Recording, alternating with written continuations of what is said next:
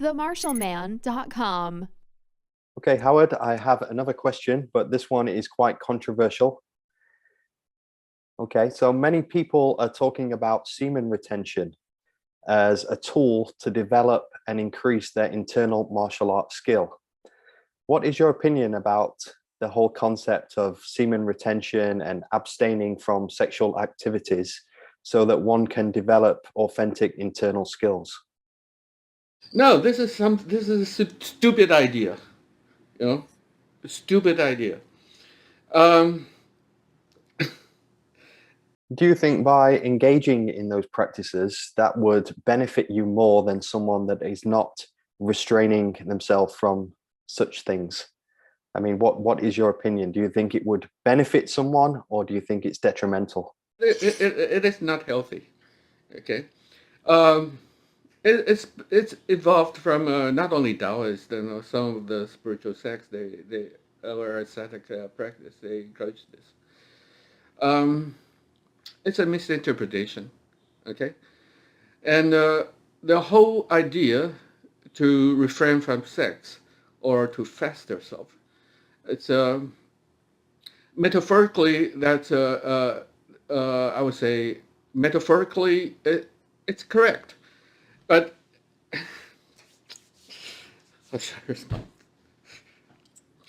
we all are animals, and you have the instinct. Okay, the ultimate desire for male and female alike is sex drives, and sex is there for the purpose of procreation.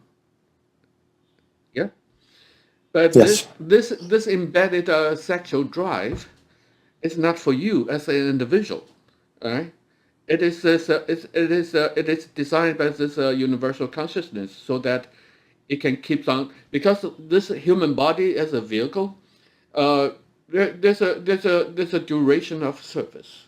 Okay, people have a fixed life expectancy. Wherever there's a birth, there has to be death. So this vehicle has to be garbaged. But without this vehicle, there's no vehicle for the consciousness to animate life, to have the life experiences.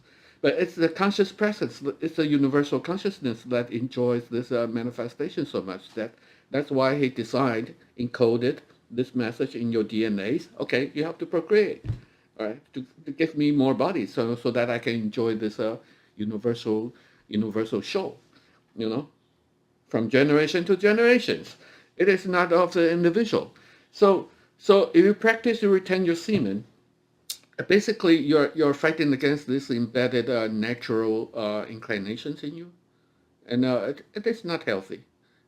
Okay, if you like sex, I would say enjoy sex, but please practice safe sex, and if possible, you know, if you feel that if you can recognize that life itself, the essence of life, it's especially for people identify themselves with the ego mind, it's suffering. Okay, dukkha, like the Buddha proposed. Then enjoy the sex, but no kids. Refrain from it. Okay, be responsible to your life, but you cannot be responsible to other people's life, including your offspring. So this is a question of how do you look? It's it's your perception of how you look at life yourself. So if you can take responsibility for yourself, okay, then it's up to you to refrain or to indulge yourself with this sexual drive. Okay, but yet again, the sexual drive is not designed for individual.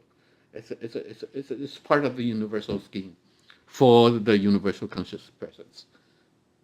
So could it be the case, Howard, that people are taking these Taoist esoteric practices and then conflating them with martial arts practice? Should they be something that's kept apart and trained separately?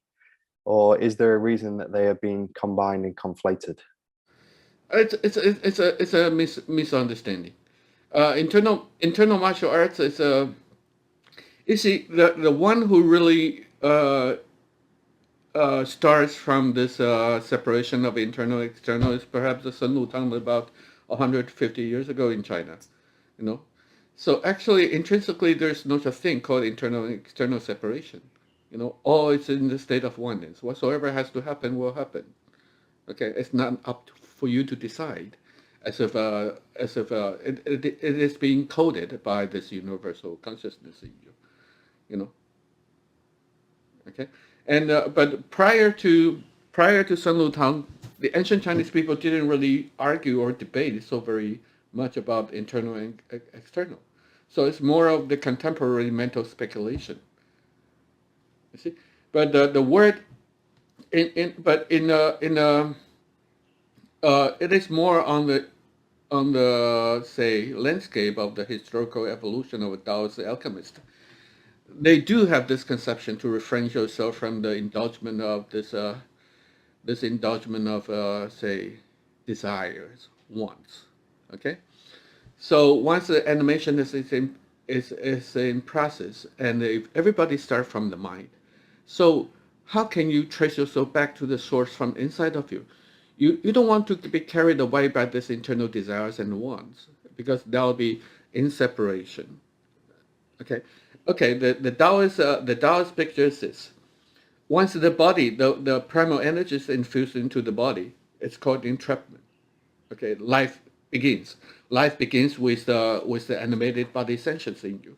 So part of this primal energy is entrapped in the body, and this energy with the animation, there's a body energy, there's a mind energy. The body energy is what maintains the normal functionality to support of your body sentience within yourself, and the mind is that which separates, from the body to the involuntary participation of the external manifestations.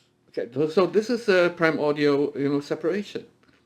So the Taoist alchemists, once they see this picture, so they say, okay, we have to stop this separation and harmonize them. So how can you do that? You take control. You learn to take control of your desires and wantings. You eat with moderation. Okay, you do things with moderation. No excessive doings. And what about the sex drive? Okay, I can have sex, but do not indulge it. The same from the Western spiritual landscape, the conception of fasting. So what is fasting? The ultimate fast is not for you to refrain yourself from eating the things that you enjoy. That's suffering. Okay, so what is fasting? Stop this mental fermentation and settle in. You see, this is the essence of fast. You see, so by misunderstanding, so those ancient Chinese Taoist practices, they put this conception of fasting to this say sex. So you have to refrain yourself. You can enjoy the sex, but without ejaculation. Well, without ejaculation, that's stupid and misleading. But the thing that when you're talking about what is prior to this sentience, it defies the capture of words, and it defies the understanding from the mind. So that's why when people, they cannot really they don't get it, but they can understand it. But the master said that this is how you practice, so we have to formalize it or dogmatize it, and keep the essence of the master's teaching going on. And then this is the beginning of tradition or lineage or spiritually religion. You see? So you're embedded in your mental fermentations and imaginations.